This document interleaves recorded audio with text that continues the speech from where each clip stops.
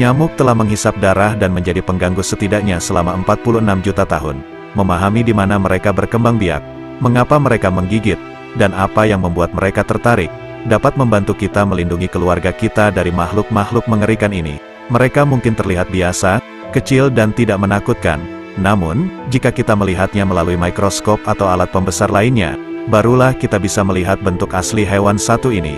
Untung saja, mereka kecil. Jika mereka seukuran burung merpati, bagaimana ya nasib kita jika digigit?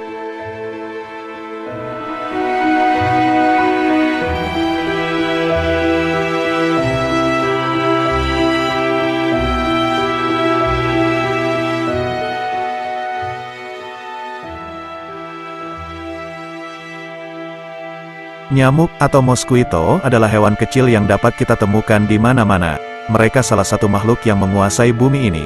Namun, apakah kalian semua sudah tahu bagaimana siklus hidup nyamuk ini terjadi? Baiklah, mari kita kupas sampai tuntas tentang bagaimana siklus kehidupan nyamuk ini. Siapkan camilan kalian dan nikmati keseruannya.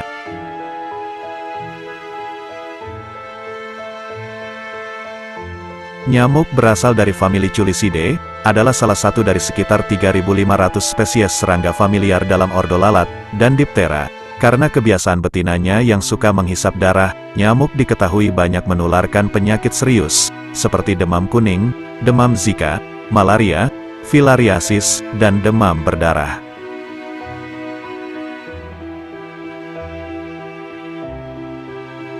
Siklus ini dimulai dari pijahan sepasang nyamuk dewasa, yang kemudian bertelur di tempat yang terisi air. Dan biasanya, terdapat tanaman di sana, alga atau bahkan barang-barang tak terpakai yang membuat genangan air. Telur tersebut akan menetas dan menjadi larva, mirip cacing kecil yang biasanya terletak tepat di bawah permukaan air, yang kita sebut sebagai jentik nyamuk.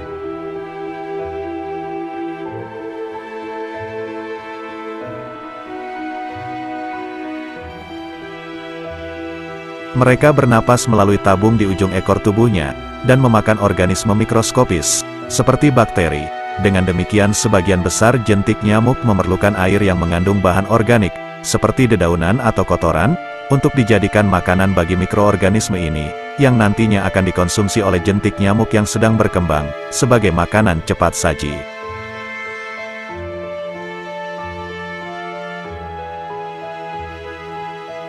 Dalam waktu kurang dari seminggu, larva nyamuk ini sudah bisa tumbuh dan berkembang menjadi pupa berbentuk koma. Larva umumnya disebut jentik-jentik, karena mereka menggeliat dengan keras saat diganggu, sedangkan kepompong nyamuk disebut tumbler, karena mereka akan jatuh ke dalam air saat diganggu.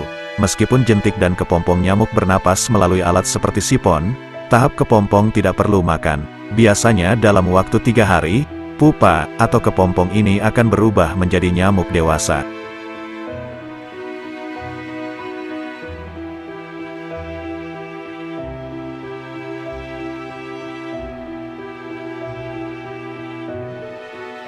Nyamuk betina sangat spesifik dalam memilih darah siapa yang mereka konsumsi, dan setiap spesies memiliki kesukaannya masing-masing.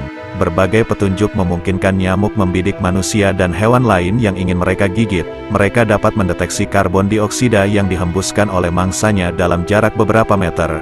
Nyamuk juga merasakan bahan kimia tubuh, seperti asam laktat dalam keringat.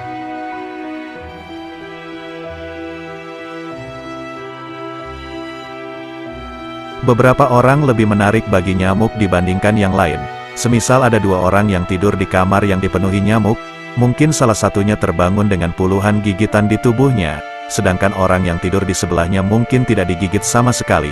Itu dikarenakan senyawa yang dikeluarkan oleh pori-pori dari kelenjar keringat di tubuh kita berbeda, dan nyamuk bisa menentukan mana mangsa yang enak dari aroma tersebut.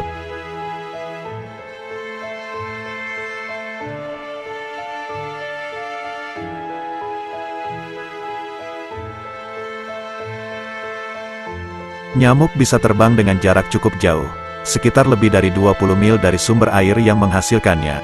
Namun mereka tidak terbang cepat, hanya sekitar 4 mil per jam. Dan karena mereka biasanya terbang mengikuti angin untuk membantu mendeteksi bau mangsa, maka lebih sedikit nyamuk yang berkeliaran saat cuaca berangin. Dan saat nyamuk terbang mendekati sasarannya, ia mencari pergerakan benda gelap. Begitu ia sudah yakin dengan targetnya, ia akan mendarat, dan mulai memasukkan belalainya memeriksa pembuluh darah di bawah kulit. Ketika ia menemukannya, ia akan menyuntikkan air liur ke dalam luka tersebut. Air liur ini mengandung antikoagulan yang menjamin aliran darah yang stabil dan lancar. Sayangnya, air liur nyamuk juga mungkin mengandung patogen seperti parasit malaria atau virus encephalitis. Dan beginilah cara nyamuk menularkan penyakit.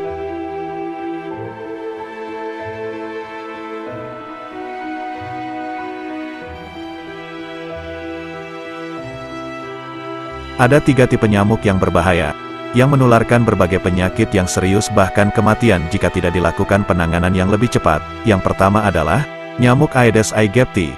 Inilah nyamuk penyebar virus demam berdarah. Puncak gigitan nyamuk Aedes ini terjadi pada perubahan intensitas cahaya. Biasanya mereka akan menggigit setelah matahari terbit dan sebelum matahari terbenam. Yang kedua adalah nyamuk Anopheles.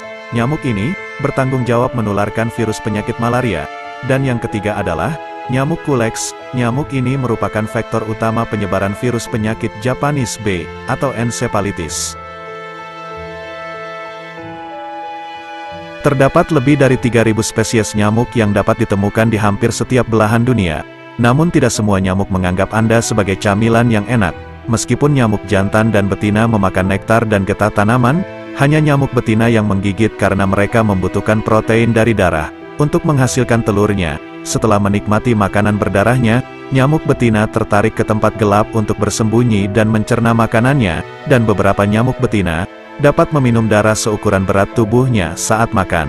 Itu sama dengan orang seberat 150 pon atau 68 kg yang mengonsumsi 150 pon makanan untuk makan malam. Benar-benar sungguh menakjubkan hewan kecil satu ini.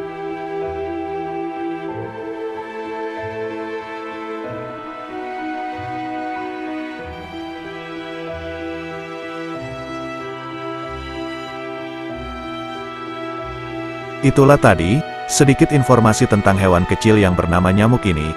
Semoga bermanfaat buat sobat semua. Sekian dulu video kali ini. Terima kasih. Salam mengenal alam.